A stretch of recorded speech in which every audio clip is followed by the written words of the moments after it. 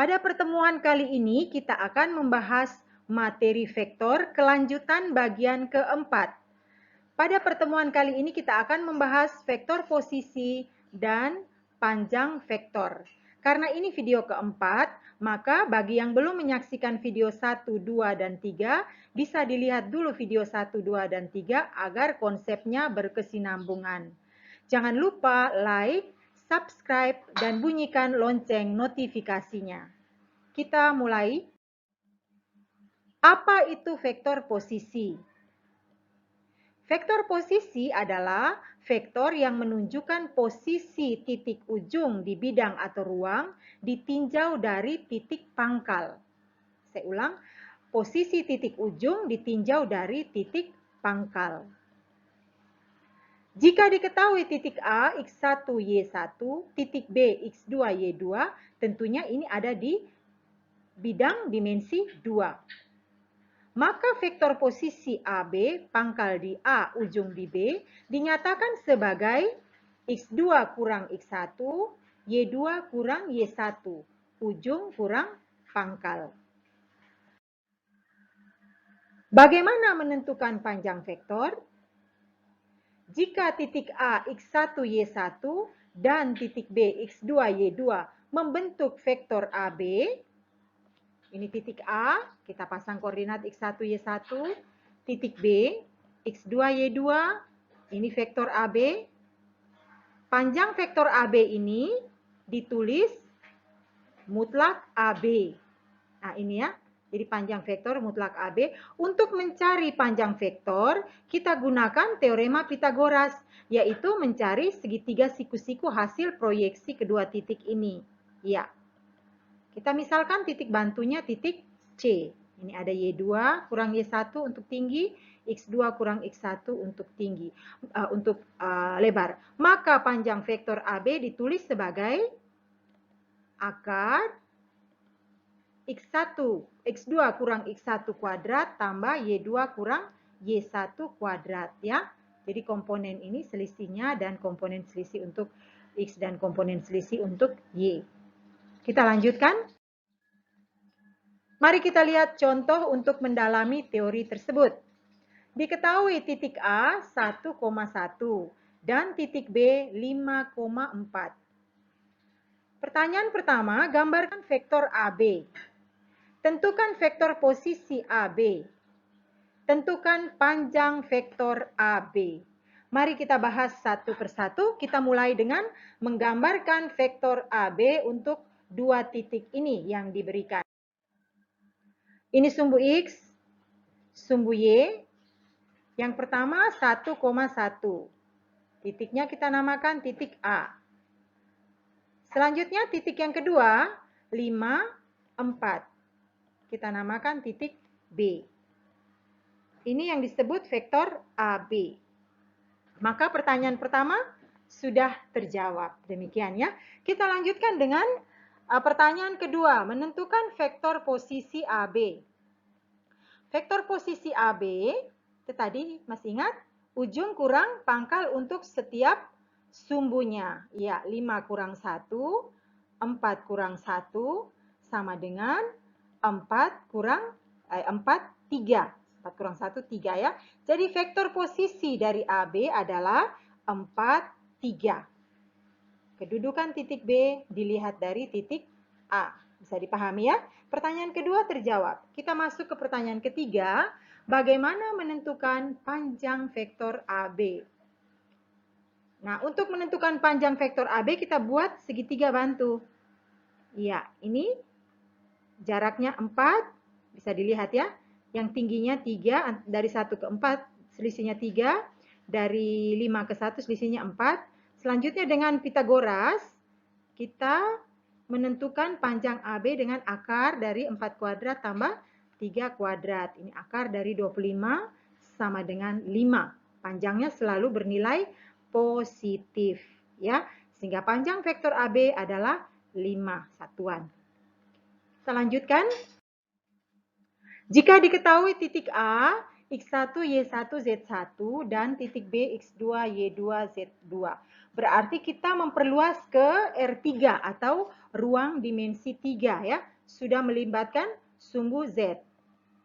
Vektor posisi dari AB sama mengikuti pola untuk ruang atau bidang 2 ya.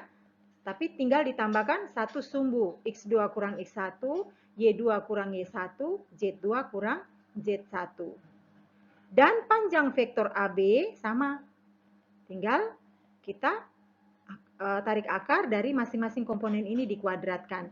X2 kurang X1 kuadrat, tambah Y2 kurang Y1 kuadrat, tambah Z2 kurang Z1 kuadrat. Oke, bisa diterima ya?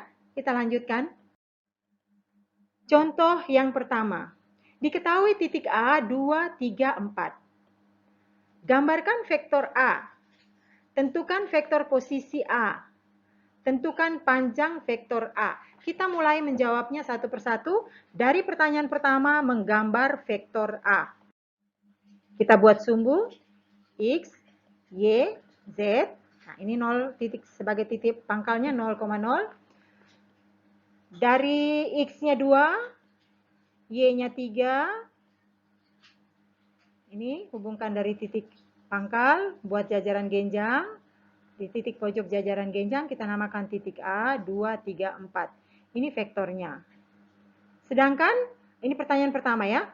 Sedangkan pertanyaan kedua mencari vektor posisi. Tinggal kita, ini lihat ujungnya di A, pangkalnya di titik pusat ya. Jadi 0, 0, 0 begitu ya. Sehingga vektor posisinya 2 kurang 0, 3 kurang 0, 4 kurang 0. Sama dengan 2, 3, 4. Bisa diterima ya? Kita masuk ke pertanyaan ketiga, mencari panjang vektor A. Panjang vektor, tadi tinggal kita tarik akar dari komponen vektor posisinya dikuadratkan. 2 kuadrat, 3 kuadrat, dan 4 kuadrat. Kita tarik akar, dijumlahkan, akar 29. Sehingga panjang vektor A sama dengan akar 29. Bisa diterima ya? Oke, kita lanjut. Contoh yang kedua. Diketahui titik P 2, 3, 4, titik Q negatif 2, 2, dan negatif 3. Gambarkan vektor PQ. Tentukan vektor posisi PQ. Tentukan panjang vektor PQ. Kita mulai dengan menjawab pertanyaan pertama, bagaimana menggambarkan vektor PQ. Ini sumbu X, sumbu Y, sumbu Z. Ingat, simbol untuk titik-titik sudah dijelaskan di penjelasan saya pada sesi 2 ya, pada video kedua. Tinggal teman-teman yang adik-adik yang belum menonton atau menyaksikan video kedua bisa dilihat untuk menyambung konsep pada video-video selanjutnya. Oke, kita lanjutkan. Titik P ya, 2, 3. Ini buat jajaran genjang dari titik 4, 2, 3, 4. Ini titik P. Vektornya kita buat vektor P. Selanjutnya titik Q, negatif 2, 2, dari titik 0, O ya, B, jajaran genjang. Di ujungnya kita dapatkan titik Q, ini vektornya. Sedangkan vektor PQ artinya pangkal di P, ujungnya di Q. Begini, nampak dalam gambar ya? Oke, baik, pertanyaan pertama sudah terjawab. Sekarang kita menjawab pertanyaan kedua, vektor posisi PQ. Vektor posisi PQ tinggal kita kurangkan komponen-komponen ujung dikurangi pangkal untuk setiap sumbunya. Kita mulai dari titik Q-nya negatif 2 kurang 2. 2 kurang 3. Negatif 3 kurang 4. Oke, kita lanjutkan. Negatif 4, negatif 1, negatif 7. Ini disebut vektor posisi. Pertanyaan ketiga, panjang vektor. Panjang vektor tinggal kita tarik akar lalu kuadratkan setiap komponennya. Negatif 4 kuadrat tambah negatif 1 kuadrat tambah negatif 7 kuadrat sama dengan 16 tambah 1 tambah 49 sama dengan akar 66. Pertanyaan pertama, kedua, dan ketiga sudah terjawab.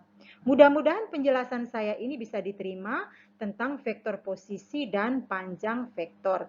Apabila adik-adik atau teman-teman masih mengalami kesulitan, silakan meninggalkan pertanyaan pada kolom komen. Mudah-mudahan saya segera akan meresponnya. Demikianlah penjelasan saya di materi vektor posisi dan panjang vektor bagian keempat. Kita akan bersambung kembali pada video saya bagian kelima dan seterusnya. Untuk itu ikuti terus, jangan ketinggalan dari video-video saya terbaru. Terima kasih.